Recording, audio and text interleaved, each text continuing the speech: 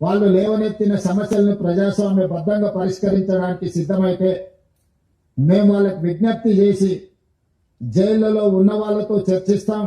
Arrest అయి అడవిలో అజ్ఞాతవాసంలో ఉన్న వాళ్ళతో కూడా మేము చర్చలు జరిపి ఈ దేశంలో నక్సలైట్ల యొక్క సమస్యల్ని, నక్సలైట్లు ప్రజల కోసం కొట్లాడుతున్న సమస్యల్ని పరిష్కరిస్తామని విశ్వాసం కల్పిస్తే పూర్తి స్థాయిలో సిపిఐ ఎమ్మెల్యేని మేము రద్దు చేసి ప్రజా జీవితంలోకి వస్తాము అని చెప్పి వారు నా ముందు ప్రతిపాదించడం జరిగింది.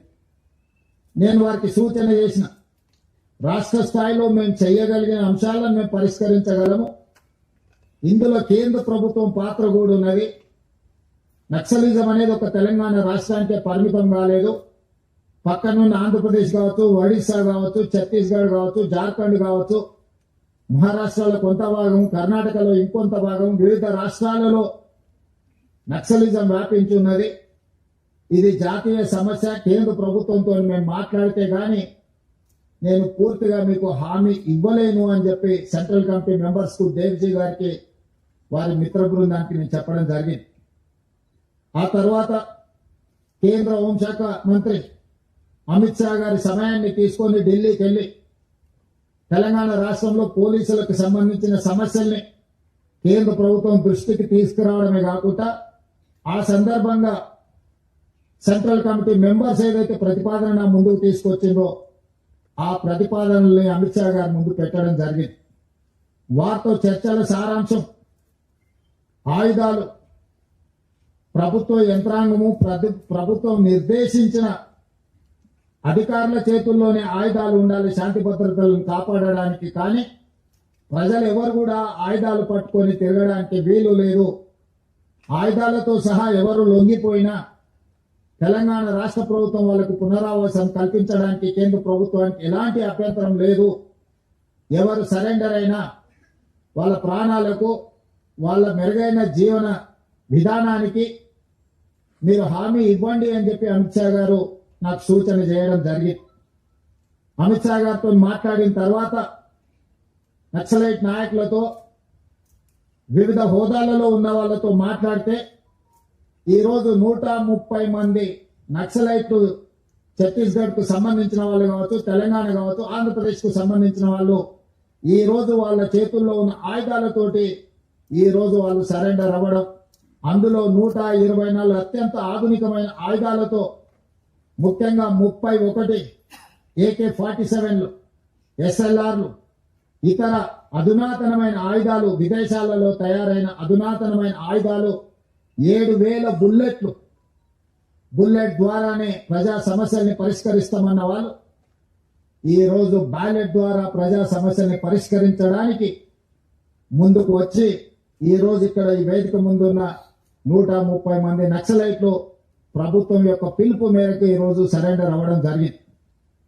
పాత్రికేయ మిత్రులు, ఉన్నతాధికారుల సమక్షంలో వాళ్ళు సరెండర్ చేసిన ఆయుధాలను మీరు చూసి AK-47 SLR, 303 rifles, 9mm pistols, ఇతర ఆయుధాలు, 7,000 బుల్లెట్లు ఈ రోజు సరెండర్ అయ్యే సందర్భంగా వీళ్ళు ప్రభుత్వానికి అప్పచెప్పడం జరిగింది. నాకు తెలిసినంత వరకు దేశంలో ఇంత పెద్ద ఎత్తున ఆయుధాలతో నక్సలైట్లు సరెండర్ అయిన సంఘటన ఇదే అతిపెద్దదని నేను భావిస్తున్నా. మా ప్రభుత్వం 2024 తర్వాత 721 మంది నక్సలైట్లను, దాదాపుగా 250కి పైగా ఆయుధాలను నక్సలైట్లు సరెండర్ అయినప్పుడు ప్రభుత్వానికి అప్పగించడం జరిగింది. సరెండర్ అయిన నక్సలైట్ల చట్ట పరిధిలో వాళ్లకు ఏవేవైతే రివార్డ్స్ ఉన్నాయో, రిహాబిలిటేషన్ కు సంబంధించి ప్రభుత్వం ఏదైతే హామీ ఇచ్చిందో వాటన్నిటిని అమలు చేస్తాం. అదేవిధంగా దేవ్జీ, దామోదర్ చంద్రన్న మాట్లాడినప్పుడు మీరు ప్రకటించిన రివార్డు తక్కువ ఉన్నది, మేము జీవితంలో కనీస అవసరాల కోసమైనా మేము జీవితం సాగించాలంటే కొంత అవార్డును పెంచండి, అదేవిధంగా నివసించడానికి ఇల్లు లాంటి వసతులను ఏర్పాటు చేయండి, ఎక్కడైనా అవకాశం ఉంటే వ్యవసాయం చేసుకోవడానికి కొంత భూమిని ఇవ్వండి, అదేవిధంగా సుదీర్ఘకాలం అడవులలో అజ్ఞాతవాసంలో పనిచేయడం వల్ల మా ఆరోగ్యం బాగా క్షీణించింది, మాకు వైద్య సహాయాన్ని కూడా అందించమని వారు మాకు విజ్ఞప్తి చేయడం జరిగింది. అందుకే ఈనాడు తెలంగాణ రాష్ట్ర ప్రభుత్వం తరఫున లొంగిపోయిన నక్సలైట్ల యొక్క ఆరోగ్యానికి ఒక ఆరోగ్య భద్రత కార్డు వాళ్ళకు ప్రత్యేకంగా ఇవ్వడమే కాకుండా నిమ్స్ లాంటి ఆసుపత్రిలో వాళ్ళకి పూర్తి స్థాయిలో వైద్యాన్ని అందించి వాళ్ళకు మెరుగైన వైద్యాన్ని అందించే బాధ్యత తెలంగాణ రాష్ట్ర ప్రభుత్వం తీసుకుంటుంది అని చెప్పి ఈ రోజు నేను తెలియజేస్తున్నా. అదేవిధంగా రివార్డు విషయంలో కూడా సెంట్రల్ కమిటీ కానీ స్టేట్ కమిటీ కానీ దళ కమాండర్లు కానీ లేకపోతే వివిధ హోదాలలో ఉన్న వాళ్ళని కూడా వాళ్ళ యొక్క హోదాలను బట్టి ప్రభుత్వం కొంత ఉదారంగానే వ్యవహరించి వాళ్లకు మంచి ఆర్థిక సహాయాన్ని కూడా అందించడానికి తొందరలోనే డీజీపీ గారిని, చీఫ్ సెక్రటరీ గారిని, ఇతర అధికారులతో 1993లోనే ఆనాటి ఉమ్మడి ఆంధ్రప్రదేశ్లో నక్సలైట్ల యొక్క రిహాబిలిటేషన్ కోసం ప్రత్యేకమైన ప్యాకేజీలను ప్రకటించడం జరిగింది. అందుకే ఈరోజు దాదాపుగా 30 సంవత్సరాలలో వివిధ సందర్భాలలో వాళ్ళకి ఇచ్చిన నగదు గాని ఇతర వసతులను ఇంకా మెరుగ్గా వాళ్ళకి అందించేటట్టు ఈరోజు చీఫ్ సెక్రటరీ, డీజీపీ గారు ఇతర అధికారులతో మాట్లాడి నగదును కూడా పెంచే ప్రయత్నం చేస్తాం. తెలంగాణలో ఉన్న అందరికీ ఇందిరమ్మ ఇల్లు కేటాయించడమే కాకుండా ఎక్కడైనా వాళ్ళకి ఇల్లు కట్టుకోవడానికి స్థలం లేకపోతే వాళ్ళ సొంత గ్రామాలలో ఇంటి స్థలాన్ని కూడా రాష్ట్ర ప్రభుత్వం కేటాయించి వాళ్ళు ఇల్లు కట్టుకోవడానికి కూడా రాష్ట్ర ప్రభుత్వము వాళ్లకు సహకారాన్ని అందిస్తుంది. భూమి విషయంలో కొంచెం గ్రామాలలో ఈరోజు భూములు అందుబాటులో లేవు కాబట్టి భూ కేటాయింపు విషయంలో నేను ఇప్పుడు ఎలాంటి మాట చెప్పలేను. ఉండడానికి ఇల్లు, మెరుగైన వైద్యము, అదేవిధంగా వాళ్లకు నగదు బహుమతి, వీటన్నిటిని కూడా వాళ్ళకు అందించి సమాజంలో ఒక ఆత్మగౌరవంతో కూడిన జీవన విధానాన్ని కొనసాగించడానికి రాష్ట్ర ప్రభుత్వం సంపూర్ణంగా సహకరిస్తుంది. ఇవన్నీ ఏర్పాటు చేసే ముందు రాష్ట్ర ప్రభుత్వం చెబుతున్న ఒకే ఒక అంశం, ఈ రాష్ట్రంలో హింస కుదరదు, హింస ద్వారా సమస్యలకు పరిష్కారం దొరకదు. హింసకు పాల్పడిన ఆయుధాలను తమ చెంత పెట్టుకున్న చట్టపరంగా ప్రభుత్వం వ్యవహరిస్తుందని అమిత్ షా గారు చెప్పడం జరిగింది. ఈ రోజు రాష్ట్ర ప్రభుత్వంలో ఉన్న సంస్థలే కాదు, కేంద్ర ప్రభుత్వానికి సంబంధించిన సంస్థలు కూడా ఈ యాంటీ నక్సల్స్ ఆపరేషన్స్ లో పాల్గొంటున్నారు. వీళ్ళకి సంబంధించిన సమాచారాన్ని కూడా ఎన్ఐఏ లాంటి సంస్థలు సంక్షిప్తంగా ఎక్కడికక్కడ సమాచారాన్ని సేకరిస్తున్నారు. ఆ సంస్థలు కూడా కఠినంగా వ్యవహరిస్తాయి. కాబట్టి ఈ రోజు అజ్ఞాతవాసంలో ఉన్న నక్సలైట్లకు నా సూచన, విజ్ఞప్తి, నా పిలుపు ఒక్కటే, మనమందరం ప్రజాస్వామ్యంలో ప్రజాస్వామ్యబద్ధంగా ప్రజా సమస్యల్ని పరిష్కరించుకుందాం. తెలంగాణ రాష్ట్ర ప్రభుత్వం ఎల్లవేళలా మీతో చర్చించడానికి సిద్ధంగా ఉంది. అందుకే ఆయుధాలతో సహా మీరు ఈ రాష్ట్ర ప్రభుత్వం యొక్క పిలుపు మేరకు మీరు సరెండర్ అవుతే అన్ని రకాలుగా తెలంగాణ రాష్ట్ర ప్రభుత్వం మీ బాగోగులను చూసుకుంటుంది. కేంద్ర ప్రభుత్వానికి కూడా నేను విజ్ఞప్తి చేసిన, అమిత్ షా గారు కూడా తెలంగాణ రాష్ట్ర ప్రభుత్వానికి స్వేచ్ఛ ఇచ్చిందో, ఆరోగ్యం విషయంలో, ఆర్థిక వెసులుబాటు విషయంలో, నివసించడానికి ఇంటి స్థలము, ఇల్లు నిర్మాణానికి ఆర్థిక పరమైన సహాయంలో కూడా మమ్మల్ని స్వేచ్ఛగా ముందుకు వెళ్ళమని అమిత్ షా గారు చెప్పిండు మొన్న జరిగిన చర్చల సందర్భంగా. అందుకే కేంద్ర ప్రభుత్వం సూచన మేరకు తెలంగాణ రాష్ట్ర ప్రభుత్వం విజ్ఞప్తి చేస్తుంది, ముప్పాలపు లక్ష్మణరావు గారు అలియాస్ గణపతి గారితో సహా, ఎందుకంటే కొండపల్లి సీతారామయ్య గారి తర్వాత నక్సలిజంలో అంత గుర్తింపు, ప్రజల యొక్క గుర్తింపు ఉన్న వ్యక్తి గణపతి గారు. 75 సంవత్సరాల పైగా వారి వయసు ఉండొచ్చు. వారి ఆరోగ్య పరిస్థితి కూడా బాగలేదని మా అధికారులు నాకు చెప్పడం జరిగింది. వారి ఆరోగ్యానికి, వారి ప్రాణానికి వారు సరెండర్ అవుతే తెలంగాణ ప్రభుత్వం పూర్తిగా రక్షణ కల్పిస్తుంది. వారితో సహా సెంట్రల్ కమిటీ గాని, స్టేట్ కమిటీ గాని వివిధ హోదాలలో అజ్ఞాతవాసంలో ఉన్న నక్సలైట్లను జనజీవన స్రవంతిలోకి రాండి అని చెప్పి తెలంగాణ రాష్ట్ర ప్రభుత్వం పిలుపు ఇస్తుంది. ఈ పిలుపు ద్వారా ఒక మంచి పరిణామం తెలంగాణ రాష్ట్రంలో జరగాలి. ఈ రోజు సాధించుకున్న తెలంగాణను పునర్నిర్మించుకుందాం. మీరందరూ కూడా జనజీవన స్రవంతిలోకి రండి. తెలంగాణ పునర్నిర్మాణంలో భాగస్వాములను కాండి. గ్రామీణ ప్రాంతాలలో, తండాలలో, గూడాలలో, మారుమూల పల్లెల్లో, అటవీ ప్రాంతంలో ఉన్న గిరిజనుల యొక్క హక్కులను, అక్కడ వాళ్ళ ఆర్థిక స్తోమతను పెంచడానికి ఈ ప్రభుత్వం కట్టుబడి ఉన్నది. ఈ ప్రభుత్వం అన్ని వసతులను ఏర్పాటు చేస్తుంది. కాబట్టి సరెండర్ కావాల్సిందిగా, ఆయుధాలను చెప్పాల్సిందిగా ప్రభుత్వం ఇచ్చిన పిలుపుతో మీరు ముందుకు వస్తారని మా ప్రభుత్వం ఆశిస్తున్నది. आज पत्रकारों से मैं एक ही बात कहना चाहता हूं। कुछ दिन पहले जो central committee members Chandranna, Devji, Damodar, Sujata Kaur उनके साथी मुझे मिलने के लिए आए थे। वो लोग ये सुझाव दिए कि आगे भी गणपति जी अभी जितना भी जो अंडरग्राउंड में है, जो जंगल में जनता के लिए जो लड़ रहा है हथियार लेकर, वो सब लोग अगर राज्य सरकार, केंद्र सरकार सहकार दिए तो उन लोगों को एक भरोसा दिलाए तो वो लोग जनजीवन स्रवंती में मिलने के लिए तैयार है। तो वो चर्चा हुई। उसके बाद में दिल्ली गया हुआ है, गृह मंत्री अमित शाह जी से मैं मिला। जो सेंट्रल कमेटी मेंबर जो प्रपोजल किए वो प्रपोजल उनके सामने रखा। मैं तेलंगाना राज्य में 2024 के बाद हम लोग कुछ कम 700 नक्सलवादियों को सरेंडर करवा लिए। 250 हथियारों को भी वो लोग सरेंडर के। आज के तारीख में 130 लोग, 124 हथियार, उसमें AK-47 SLR, अच्छे वेपन्स हथियार आज सरेंडर किए। 7000 बुलेट्स भी आज सरेंडर में वो लोग हमारे हाथ पुलिस डिपार्टमेंट को हैंड ओवर किए। तो इसीलिए हम जो बात कहना चाहते हैं कि हथियारों से कुछ होने वाला नहीं है। जब आजादी के लिए हम लड़ रहे थे, महात्मा गांधी जी ने एक रास्ता दिखाया। जो अंग्रेजों के खिलाफ हम लड़ाई की, हथियारों से लड़ाई नहीं की, हथियारों से हमको आजाद नहीं मिला है। शांत युद्ध से, शांत पद से हम लोग आजादी हासिल कर ले। एक जंग को जीत सकते, एक देश को आजादी दिलवा सकते। शांति मार्ग से अगर हम लड़े सब कुछ कामयाब हो सकता है। महात्मा गांधी जी ने रास्ता दिखाया। जो महात्मा गांधी जी ने जो देश आज सुकून से जी रहा है, इसीलिए इस देश में कोई इंसान के लिए जगह नहीं है। हथियार लेकर एक आदमी दूसरे इंसान को नहीं मार सकता है। सरकार जब कानून लागू करने के लिए हथियार इस्तेमाल कर सकते हैं, मगर सरकार के बिना कोई आम जनता हथियार पकड़ना इस देश में कोई किसी को परमिशन नहीं है। इसीलिए गणपति जी से लेकर जो सेंट्रल कमेटी मेंबर्स है, जो अंडरग्राउंड नक्सलवादी है, गृह मंत्री जी से मेरी बात हुई। गृह मंत्री जी ने साफ ने ये कहा कि किसी के हाथ में हथियार नहीं रहना। अगर हथियार है, सरकार उनके पीछे पड़ने वाला है।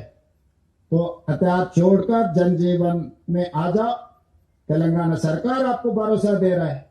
तेलंगाना सरकार ने आपके हेल्थ के लिए, री एम्प्लॉयमेंट के लिए, आपको रहने के लिए घर, सब कुछ तेलंगाना सरकार ने आप लोगों को वादा कर रहा है। किसी को भी इसमें जिसको भी तकलीफ है, तकलीफ दूर करने के लिए तेलंगाना सरकार और हमारा अधिकारी सब लोग तैयार है। इसीलिए इतने लोग 130 लोग एक जगह में, मेरे ख्याल से अभी तक इस देश में इतने सारे हथियारों के साथ इतने सारे नक्सलवादी कोई किसी सरकार के सामने सरेंडर नहीं हुए। आज मैं खुशी से कहना चाहता हूं, इतने लोग जो जनजीवन में आ गए, जंगल छोड़कर हथियार सरकार के हाथ में दे दिए, ये खुशी की बात है। आगे भी अगर कोई भी बचा है, 7 सेंट्रल कमेटी मेंबर्स, कुछ बड़ा नेता लोग है बोल के हमारा अधिकारी दिखाए कि वो 7 है 70 है, मुझे पता नहीं, मगर हर किसी का मेरा गुजारिश एक ही है, हथियार से आप जीवन नहीं कर सकते। हथियार से दूसरे इंसान को आप डरा नहीं सकते। हथियार से आप कुछ चलाने के लिए कोशिश किए तो कोई फायदा नहीं है। इसीलिए आज जो कार्यक्रम हो रहा है, हम जिसको मदद किए तो सब लोगों के आज जिसमें भी जो लोग हैं, आपके पुराना साथियों को आप एक ऐलान करो कि वापस आके जनजीवन में मिलने के लिए। ये सरकार आपके सरकार है, आपके उम्मीद से सरकार बना हुआ है। हम डेमोक्रेटिक प्रोसेस में, not with bullet, we can do miracles with ballot.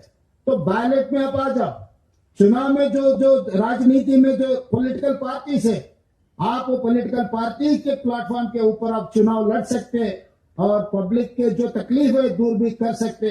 इसीलिए आज हमारे तेलंगाना सरकार, हमारे अधिकारी लोग जो अच्छा काम किए, वो सब लोगों को मैं अभिनंदन देना चाहता हूं। मेरा पत्रकार मित्रों से भी मेरा एक ही गुजारिश है, आप लोग भी आपके माध्यम से ये कह दो कि आने वाले दिनों में, क्योंकि केंद्र सरकार ने मार्च 31, 2026 के अंदर इस देश में नक्सलवादियों को साफ करने का ऐलान किया हुआ है, तो इसमें हिंसा नहीं होना है मेरे तरफ से। न केंद्र सरकार न नक्सलवादी, कोई किसी का जान गए, कोई पुलिस ऑफिसर के जान गए, कोई पुलिस के जान गए, कोई नक्सलवादी के जान गए, इस देश के जनता है वो लोग। किसी का जान उनके परिवार के लिए बहुत कीमती है, इस देश के लिए भी बहुत कीमती है। इसीलिए किसी का जान लेने का कोई किसी का सोच नहीं है। एक अच्छा रास्ता हम दिखाएंगे और 25 दिन बाकी और 20 दिन बाकी है। 20 दिन के अंदर जितने भी सेंट्रल कमेटी जो पूरा अंडरग्राउंड में जितना भी लोग है, 31 मार्च के अंदर हम लोग सचमुच आगे आकर ये सब सारे सरेंडर करवा दिए तो देश शांति से रहेंगे। देश और तेलंगाना राज्य में तरक्की करने वाले, दुनिया से मुकाबला करने वाले हम लोग। इसीलिए मैं आज फिर एक बार ऐलान करना चाहता हूं, जो अंडरग्राउंड नक्सलाइट्स है, इंक्लूडिंग गणपति जी, उनके साथी लोग, आप आ जाओ, जनजीवन में आ जाओ। तेलंगाना सरकार आपको वेलकम करने के लिए तैयार है। धन्यवाद पत्रकार मित्रों।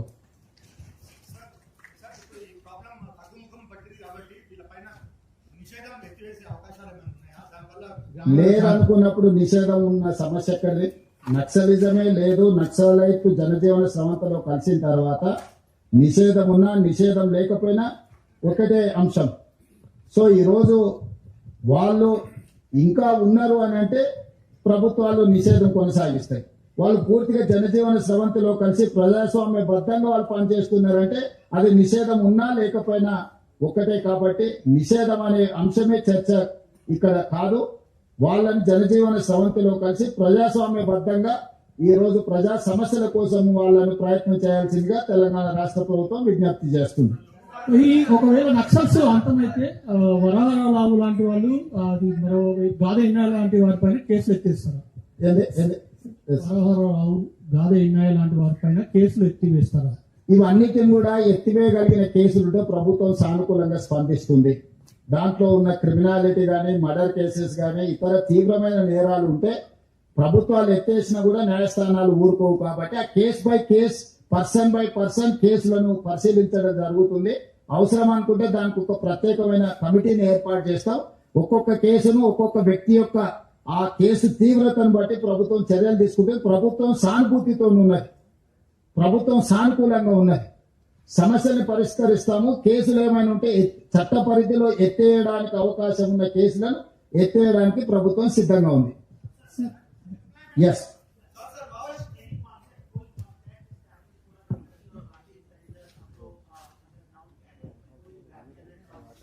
आशीष जी, जो भी हमारे हमको समाचार मिल रहा है पत्रकारों से मिल रहा है, बाकी पत्रकारों से आप पूछे तो पता लगेगा कि गणपति जी किसके तालुका किससे चर्चा कर रहे हैं. मैं ओपन डायलॉग कर रहा हूं, किसी को छुपा के, किसी को जो पर्सनल कोई बात नहीं, इट्स ओपन डायलॉग.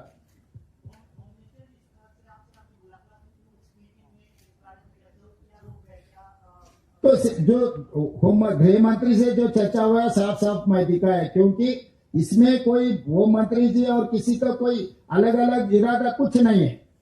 कोई आम आदमी के हाथ में हथियार नहीं रहना है. हथियार से चलाने के लिए कोशिश किए तो केंद्र सरकार ने उसके ऊपर कानून लागू करेंगे. मेरा भी वही राय है. किसी के हाथ में हथियार रहने से अपना democratic system is not going to allow you to take weapon and doing something.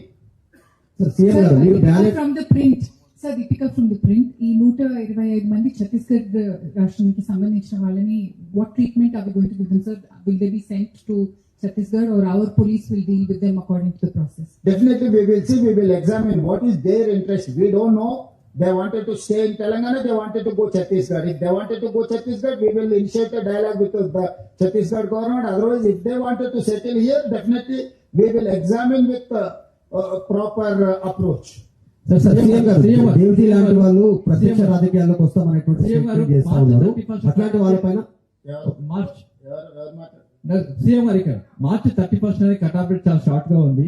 దీన్ని ఎక్స్టెండ్ చేయమని చెప్పి సెంట్రల్ హోమ్ మినిస్టర్ కోరడం జరిగింది. అంటే చర్చలు జరిపారు. లేదు, అట్లాంటిది ఏం చర్చలు జరగలేదు. వారు పెట్టిన అంశాన్ని నేను మీకు చెప్తా ఉన్నాను. అదే మీరు మీడియా మిత్రులు అమిత్ షా గారిని అడిగితే ఏమైనా మీకు సమాధానం దొరుకుతుండొచ్చు. సార్ ఒకటి సార్ దేవజీ లాంటి వాళ్ళు ఆ ప్రత్యక్ష రాజకీయాలకు వస్తామనేటువంటి స్టేట్మెంట్ చేస్తా ఉన్నారు. అట్లాంటి వాళ్ళ గురించి ఏం మాట్లాడతారు? మీరు ఇప్పుడు జనజీవన సంస్థలోకి రమ్మని చెప్పి స్టేట్మెంట్ చేశారు. వాళ్ళు వస్తే వాళ్ళ పైన నిఘా ఉండదా? ఎట్లా? వాళ్ళ జీవన విధానాన్ని నిర్ణయించుకునే అధికారము, హక్కు వాళ్ళకు ఉన్నది. వాళ్ళు ప్రజా జీవితంలో ప్రత్యక్ష రాజకీయాలకు వస్తారా లేకపోతే కుటుంబ సభ్యులతో శాంతియుతంగా గడుపుతారా అనేది వాళ్ళ యొక్క స్వేచ్ఛ. దాంట్లో ప్రభుత్వానికి ఎలాంటి ఆసక్తి లేదు. వాళ్ళ ఇష్టాయిష్టాలను బట్టి వాళ్ళు వ్యవహరించవచ్చు. మేము ఎవరిని రాజకీయాలకు ప్రజా సమస్యల్ని పరిష్కరించమని చెప్తున్నాం. రాజకీయ పార్టీలకు వస్తారా రాదా అనేది వాళ్ళ అభిష్టం మేరకు తీసుకునే నిర్ణయము. ఎవరైనా ఇప్పుడు సీతక్క ఉన్నారు, రాష్ట్రంలో మంత్రిగా ఉన్నారు. అట్లానే చాలా మంది సానుభూతి పరులు గతంలో పనిచేసిన వాళ్ళు ప్రజా జీవితంలోకి వచ్చారు, ప్రజాప్రతినిధి అయ్యిండ్రు. కాబట్టి ఎవరి ఇష్టం వాళ్ళది, వాళ్ళ స్వేచ్ఛ వాళ్ళకు ఉన్నది. చాలా సంవత్సరాల తర్వాత వాళ్ళు వాళ్ళ కుటుంబ సభ్యులను కలుస్తున్నారు. కొంతకాలం వాళ్ళని ఆ ఆనందాన్ని, ఆ స్వేచ్ఛను ఆస్వాదించని అని. ఆ తర్వాత వాళ్ళు ఏం చేయాలనుకుంటున్నారో వాళ్ళ ఆలోచన మేరకు నిర్ణయం తీసుకున్న తర్వాత అప్పుడు ఎవరైనా కాంగ్రెస్ పార్టీలో చేరాలనుకుంటే కాంగ్రెస్ పార్టీ అధ్యక్షుడు మహేష్ గౌడ్ గారు ఎప్పుడు గాంధీ భవన్ లో అందుబాటులో ఉంటారు. వారిని కలిసి వాళ్ళ ఆసక్తిని వ్యక్తపరచవచ్చు. ఇతర రాజకీయ పార్టీలలో కూడా చేరడానికి అవకాశం ఉంది. వాళ్ళ అభిష్టం మేరకు వాళ్ళు చేరొచ్చు. मुख्यमंत्री जी कई ऐसे लोग हैं जिन्होंने अपने परिजन खोए हैं इन बंदूकों से. अब उनको क्या कहना चाहेंगे, उनसे क्या अपील करेंगे? क्योंकि उनके अंदर कहीं ना कहीं वो टीस तो है कि इनकी वजह से जो है उन्होंने अपने परिजन खोए, चाहे वो ऑफिसर हो या फिर कोई और. सही है, मैं भी यही कहना चाहता हूँ. आगे नहीं होना है. जो हुआ है हुआ है. आजादी के लिए हम लोग बहुत लोग लड़े हुए, मरे हुए, शहीद हुए. इसमें भी नक्सलवादी और आम जनता के बीच में जो लड़ाई हुआ है उसमें बहुत सारे लोग जान खो चुका है. मत जो जान खो चुका है, आगे भी ऐसी कार्यक्रम हम लागू नहीं कर सकते. इसीलिए हम जो बोल रहे हैं, जो तकलीफ उठाए, आगे किसी ने वो ऐसे तकलीफ नहीं उठाना है. तो इसीलिए हम जो भी इफेक्टेड है डिपार्टमेंट के ऑफिसर्स, उनके परिवार को हम रिहेबिलिटेशन किए, गवर्नमेंट एम्प्लॉयमेंट दिए, बहुत सारे दिए. इसीलिए इधर ना उधर किसी का जान लेने का हक किसी को नहीं है, ना अधिकारियों का, ना आम जनता का, ना नक्सलाइट का. इसीलिए हम लोग एक रास्ता दिखा रहे. महात्मा गांधी जी जो शांति रास्ता दिखाए, वो रास्ता में सब चलने के लिए हम लोग इसीलिए आज हम लोग ऐलान किए. पत्रकारों से भी मेरा गुजारिश एक ही है, सब लोगों को मोटिवेट करो. You have a big role to play here. Once the media is ready to take that challenge or take that responsibility, we can do miracles in Telangana. So all I need is your support. I'm requesting my media friends, please do something for our country. We need development. We need welfare. We need to challenge developed countries. For that, we need peace, not weapons. We have seen many results. Whether LTT or any other organization, they have ended up with their life with sad. So I don't want to mention anything, but I would say they have to understand with weapon we are not going to reach our goal. With Shanti, we can reach anything, we can achieve anything. Mahatma Gandhi has shown the way. That is our way forward. I would request all Naxalites who are in underground, including Ganpati ji and everyone, please do come. Join with us. Surrender your weapons. Telangana state government and government of India is there to look after your issues, to resolve common man issues. Sir Revanth Reddy గారు, sir Revanth Reddy గారు,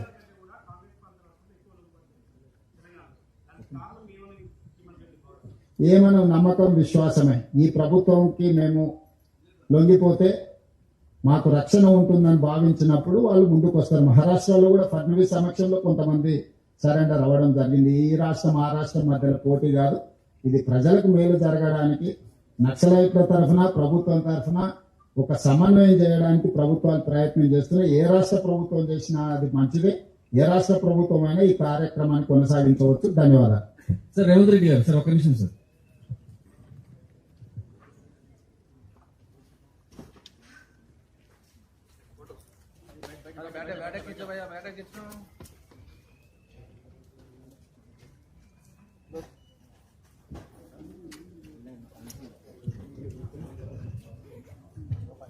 officers అందరూ వీళ్ళని ఉన్న చోట నిల్చోమనండి.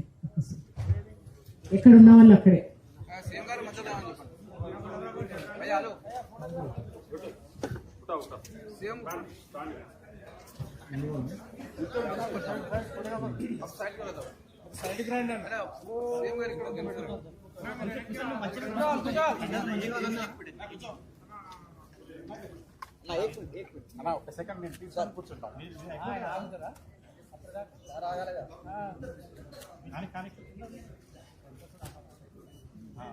Thank you.